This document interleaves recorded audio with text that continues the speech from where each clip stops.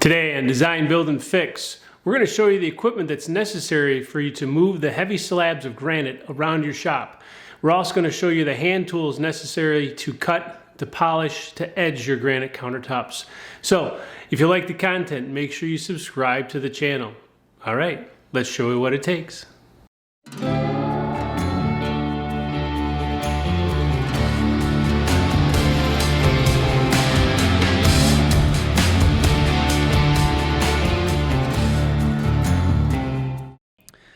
So you found a granite fabricator that's willing to sell you some of their remnants. A remnant is nothing more than a cutoff from a full slab of granite that's not being used for the current countertop that they're fabricating. And a lot of times they're willing to get rid of those. So they will probably sell it to you. The problem is you have to get it from their shop to your shop, and you cannot transport granite flat. It has to be on edge. So you're going to need some sort of a cart that's at an angle that you can strap the granite to and transport it from their shop to your shop. You can get away with about 30-40 bucks by the time you buy wheels and some plywood and some screws. You know, 30-40 bucks all in for a granite cart. This is also easily used for transporting around your shop, your garage at home, once the granite has been fabricated. But once you get it to your house, you have to have some way of getting that granite off of your cart. And sometimes those pieces of granite that you actually buy are probably going to be 200, 300, 400 pounds, which will easily go on this cart. However, you can't lift it off by yourself at home. So I went to Harbor Freight. I've been using this for years. It's about 189 bucks. It'll lift 2,000 pounds. Right now I have it set to 500 pounds, which is more than enough I need to get things off of my cart. So you're going to have to buy yourself a an engine lift from Harbor Freight or wherever you get one from. Once you actually have it off, you're going to have to put it on some sort of a fabricating table. This is a 2 foot by 2 foot by 3 foot tall fabricating table. You're probably going to want to have 3-4 of these things to support your granite while you cut it to size, you edge it and polish it, and everything you need to do to fabricate it. So minimally, a cart, preferably that turns at an angle, an engine lift, and a couple of these fabricating tables. That's at the entry level. So you've fabricated some small pieces of granite and you've decided it's time to do a full kitchen. All right, so now before I move into showing you the equipment that's necessary for you to fabricate full slabs of granite, we need to have this conversation. Now, the purpose of me creating this video is for entertainment purposes only. I am not an engineer. I have not done the math to calculate if the things that I have created are going to support the heavy weights that you deal with granite countertops. I've only used my knowledge of what I've used in home construction to understand what they can kind of hold, and I have not done the math. And so if you decide to move on from here and create these A-frames and tilt tables and things like that in order to get full slabs of granite off, you're pretty much on your own. I'm not going to take responsibility for anybody who gets hurt for doing this. Mostly because I do know for a fact that people have died in the past from granite slabs that have cracked, that have fallen over and have crushed people. And so I'm relinquishing myself of the responsibility, mostly because you're on your own and I'm only doing this for entertainment purposes only. Well, with a full kitchen comes more difficulty based on its weight. You're going to have full slabs. Now, this slab of granite is about 1,200 pounds. You're going to have some way of transporting it from their shop to your house. This weighs about 1,200 pounds, so I've chosen a 6x12 landscape trailer. It's easy for them to load the granite onto, and it's relatively easier for you to take it off of your house if you have the appropriate equipment. We'll show you here what that looks like here in a second. But you're going to have, again, like we had on the small A-frame cart, you got to have a bigger A-frame for your trailer. So let's take a look at what this thing looks like on the back side. So there we have our A-frame. Nothing more than 2x4s put together with some plywood gussets at the top, some stretchers and pieces that go at diagonals, which keeps it structurally strong.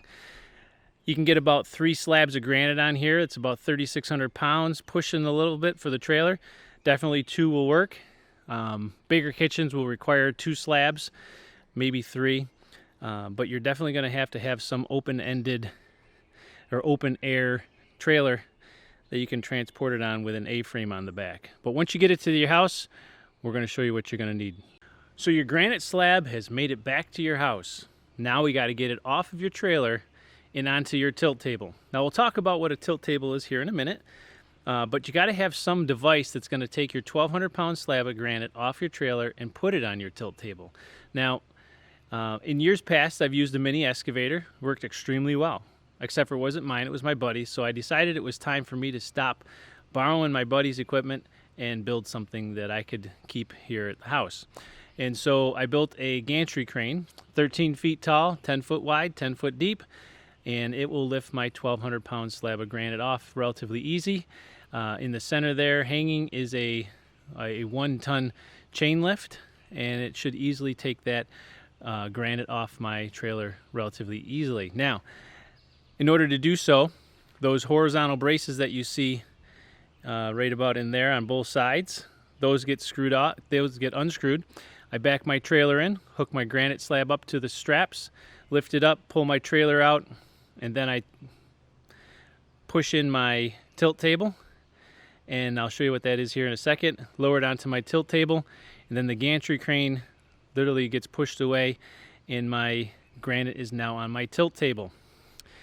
Now, if you're doing full slabs of granite, you have to have, of course, some way of getting it off and a tilt table. This, by far, is a must. I originally thought I could do it without it, but after doing 5 or 6 of these things, I realized you got to have a tilt table.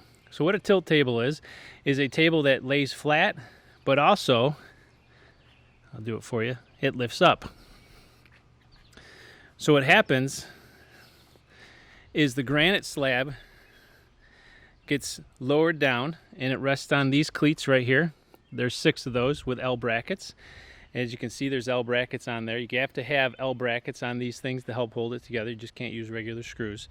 And once it's actually on there, and the gantry crane has been moved a little bit, the tilt table now tilts down, and you can now fabricate your granite on a flat surface. Now, one of the things you have to be aware of the tilt tables is there needs to be some sort of a system that helps you lower this down, because mathematically figuring where the hinges are, you're going to have about 300-ish pounds, maybe 350 on the side that you're lowering, and you're going to need 2 or 3 people to help lower that down. And if you're by yourself, you'll have to have some way of lowering it down. Now, the engine lift that I use for the smaller pieces isn't tall enough, so I've installed a hook there, and on that hook I take my end of my chain lift, hook it on there, and lower it down with my chain lift by myself, and it goes relatively easily. So full slabs of granite require a trailer with a larger A-frame, some sort of a device to take it off, and a tilt table.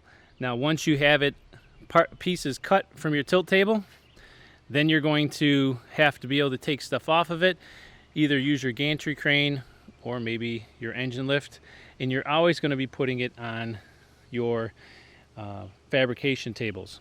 So cost. Basically, the gantry crane was about $400, which include the $100 chain lift. Have about $150 worth of wood there in the tilt table and all the hinges. The engine lift, $189 or so at Harbor Freight. You know, probably $20, $30, $20 for all your fabrication tables, and another $30 or so by the time you buy wheels for your cart A-frame. So those are the major tools that you're actually going to need. Now you're going to have some small hand tools. So the hand tools you'll need to fabricate granite. Well, to start, probably a circular saw with a diamond tip blade in it right there.